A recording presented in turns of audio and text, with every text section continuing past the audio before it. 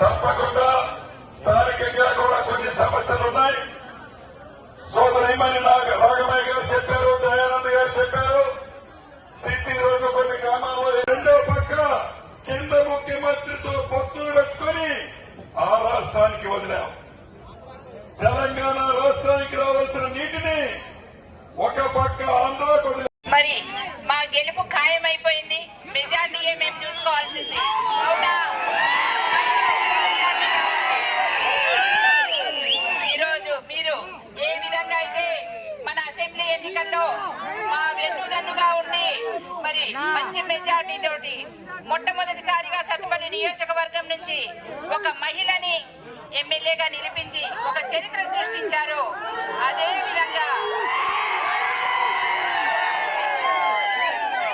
విధంగా ఇప్పుడు మన పార్లమెంట్ అభ్యర్థి గారైన రామసహాయం రఘురామరెడ్డి గారిని అత్యధిక మెజార్టీతో గెలిపించి మరి మన తెలంగాణ ఇచ్చిన మన సోనియమ్మ గాంధీ గారికి మరి అలాగే మరి రాహుల్ గాంధీ గారికి కానుకగా మనం ఇవ్వాలి. మరి మన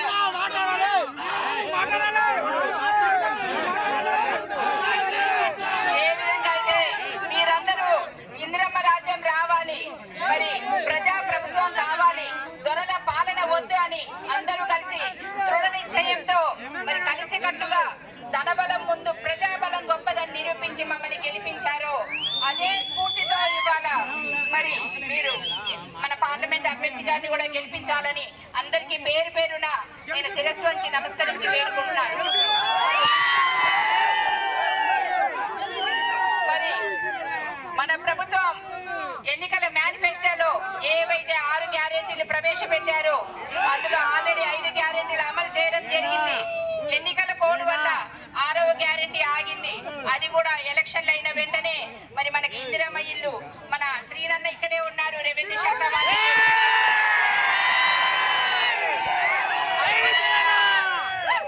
మనలో ప్రతి ఒక్కరికి కూడా అర్హులైన వాళ్ళందరికీ ఇందిరమ్మ ఇల్లు వారు శాంక్షన్ చేస్తారు. అదే విధంగా రైతు రుణమాఫీ కూడా ఆగస్టు 15 లోపల ఖచ్చితంగా అవుతుందని మీ అందరికీ మనం చేస్తున్నారు. మరి మనందరికీ కూడా కాంగ్రెస్ పార్టీ అంటే భరోసా ఉంటే చెప్పింది చెప్పినట్టు చేస్తారు, మాట తప్పరు, మడమ తిప్పరు అన్న నమ్మకం ఉంది కనుక మీరందరూ కూడా ఇదే విధంగా మన సమస్యను పరిష్కరించుకోవడానికి మన రాష్ట్రంలో మేమందరం ఉన్నాం. నేను గాని, మన శ్రీనన్న గారు గాని, తుమ్మల నాగేశ్వరరావు గారు గాని, బట్టి విక్రమార్క గారు గాని ఉన్నాం. మరి మన సమస్యలు పార్లమెంటులో ఢిల్లీ స్థాయికి తీసుకెళ్లడానికి మన తరపున ఒక వ్యక్తి ఉండాలి. అవునా కాదా? అందుకని మరి రామసహాయం రఘురామరెడ్డి గారిని మనం అత్యధిక మెజార్టీతో గెలిపించుకొని మరి పార్లమెంటుకు పంపిస్తే మరి ఎంపీ నిధులు కూడా మనకు ఎక్కువ మంజూరు చేస్తానని వారు హామీ ఇచ్చి ఉన్నారు. అలాగే ఆయన గెలిచిన తర్వాత నిత్యం మనకు ఖమ్మంలోనే అందుబాటులో ఉంటూ మన సమస్యలన్నీ పరిష్కరిస్తామని మరి హామీ ఇచ్చున్నారు కనుక మరి మీరందరూ కూడా సహకరించి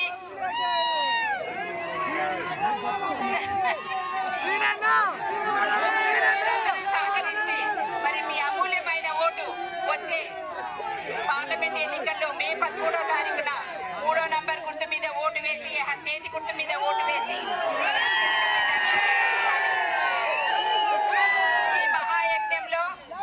ఈ మహాయజ్ఞంలో మాతో పాటు సపోర్ట్ చేస్తున్నందుకు సిపిఐ పార్టీ, మరి సిపిఎం పార్టీ, తెలుగుదేశం పార్టీ, మరి ఇండియా కూటమి నాయకులందరికీ కూడా హృదయపూర్వకంగా కృతజ్ఞతలు తెలియజేసుకుంటున్నాను.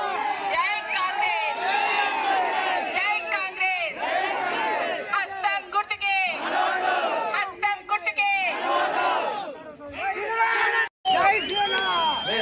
తల్లాడ మండలంలో జన సందోహంతో నిండిపోయిన సందర్భంగా ప్రతి ఒక్క కాంగ్రెస్ కార్యకర్తకి, నాయకులకి, సిపిఎం, సిపిఐ, తెలుగుదేశం కార్యకర్తలకి, నాయకులకి అందరికి కూడా హృదయపూర్వక నమస్కారం తెలియజేస్తున్నాను. ముఖ్యంగా మన పార్లమెంట్ అభ్యర్థి రఘురామరెడ్డి గారి కూసిమంచి మండలం చేగమ్ము గ్రామం మాత్రం ఆయన ఖమ్మం జిల్లా వాసాన్ని మనందరూ కూడా గుర్తించాలి. వారి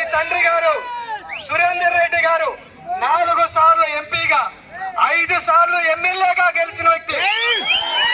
వాళ్ళ ఆస్తులు, వాళ్ళకున్న గడిల్ని హాస్పిటల్స్ కి, స్కూల్స్ కి, కాలేజీకి, అనాథ శరణాలకి ఎవరికైతే భూములు నిరుపేదలు ఉన్నారో వాళ్ళందరికీ కూడా పంచిన ఘనత ఈ కుటుంబానికి ఉందని తెలియజేస్తున్నారు. ముఖ్యంగా రెడ్డి గారు, మన శ్రీనివాస్ రెడ్డి గారు వీకుడన్న సంగతి మర్చిపోవాలి.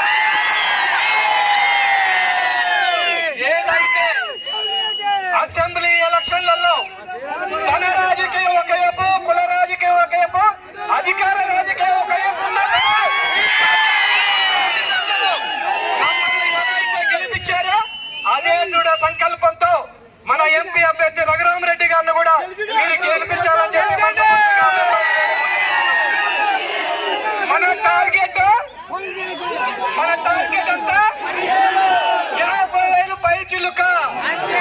టార్గెట్ ఎంత? ఒక్కటే. తల్లాడ మండలంలో కాంగ్రెస్ కార్యకర్తల మీద, నాయకుల మీద ఇక్కడ ఉన్న బీఆర్ఎస్ నాయకులు ఎంత అరాచకాలు చేశారో, ఎన్ని దౌర్జన్యాలు చేశారో తెలిసిందే. ఇక నుంచి ఆ దౌర్జన్యాలు ఉండవు, ఆ దయబట్టాలు ఉండవు, ఆ ఎస్టీ కేసులు ఉండవు. ఒక్కటే, కాంగ్రెస్ కుటుంబంగా మన మీద ఎవరైతే దాడి చేశారో వాళ్ళ అదుపు చేయడమే మన లక్ష్యం. కూడా అదే. ఒక్కటే చెప్తున్నాను, కాంగ్రెస్ మనకి ఏం చేసిందని చెప్పి బీజేపీ గాని బిఆర్ఎస్ గాని చెప్తున్నారు. కాంగ్రెస్ ఈ దేశానికి, కాంగ్రెస్ కుటుంబం నుంచి ఇద్దరిని బలి చేశారు. ఒకళ్ళు ఇందిరా గాంధీ, రెండోది రాజీవ్ గాంధీ. రాజీవ్ గాంధీ గారి బాంబ్ బ్లాస్ట్ లో పగిలిపోతే ఎక్కడెక్కడ ముక్కలైతే చిన్న పిల్లలైనటువంటి మన రాహుల్ గాంధీ గారి, ప్రియాంక గాంధీ గారు కానీ తండ్రి మొహం కూడా చూడని పరిస్థితి. అంటే ఎంత దారుణం ఉన్నా చూడండి. ఎవరైనా సరే ప్రాణాలు అర్పించాలనుకుంటే అది గాంధీ గారి కుటుంబం అని చెప్పి మనం గర్వంగా చెప్పుకోవచ్చు. మేము దేశాని కోసం, కాంగ్రెస్ కోసం మా నాయనమ్మ, మా నాన్నగారు ప్రాణాలు అర్పించారు. మా ప్రాణాలు పోయినా సరే ఈ దేశం కోసం, కాంగ్రెస్ కోసం ఏం చేయడానికైనా సిద్ధమని చెప్పిన ఆ మహా వ్యక్తులకి మనం ఈ రోజు సపోర్ట్ చేయాల్సిన పరిస్థితి ఉంది. ఖమ్మం జిల్లా నుంచి రఘురామరెడ్డి గారికి అత్యధిక ఓట్ల మేరతో మనం గెలిపించినట్టయితే నిధులు కావాలన్నా, ఏది కావాలన్నా సరే మనం అడగడానికి ఛాన్స్ ఉంటుంది. రాహుల్ గాంధీ గారి ప్రధానమంత్రి చేయడంలో ఖమ్మం జిల్లా ఒక సీటుగా ఉండాలని చెప్పి మిమ్మల్ని అందరినీ కోరుకుంటున్నాం. అలాగే మన ముఖ్యమంత్రి వర్యులు శ్రీనివాస్ రెడ్డి గారు కానీ, తుమ్మలరావు గారు కానీ మాకు ఏదైనా మీ నుంచి వచ్చిన విన్నపాన్ని మేము కనుక చెయ్యలేకపోతే ముగ్గురు మంత్రులు చెప్పి మీది ఏదైనా సరే మేము చేయడానికి సిద్ధంగా ఉన్నా చెప్పి తెలియజేస్తున్నాం. ఏ విషయంలో అయినా సరే మీకోసం, మీ మీద ఒంటి మీద ఈగ వల్ల సరే మీకు భరోసా కల్పించాల్సిన పరిస్థితి మాకుంది. గత ప్రభుత్వం చేసినటువంటి అరాచకాలను దృష్టిలో ఉంచుకొని ప్రతి కార్యకర్తగా మా కుటుంబ సభ్యులుగా భావించి మీకు 24 గంటలు అందుబాటులో ఉంటూ మీకు ఏ సమస్య వచ్చినా సరే మేము ముందుంటామని తెలియజేస్తున్నారు. అలాగే మన రెవెన్యూ శాఖ మంత్రి శ్రీనంద గారికి ఒకటే చెప్తున్నాము, మీరు కూడా సత్తపల్లి నియోజకవర్గ వాసులు అందరికీ తెలిసిందే. మాకు వీళ్ళ విషయంలో అన్ని నియోజకవర్గాల కంటే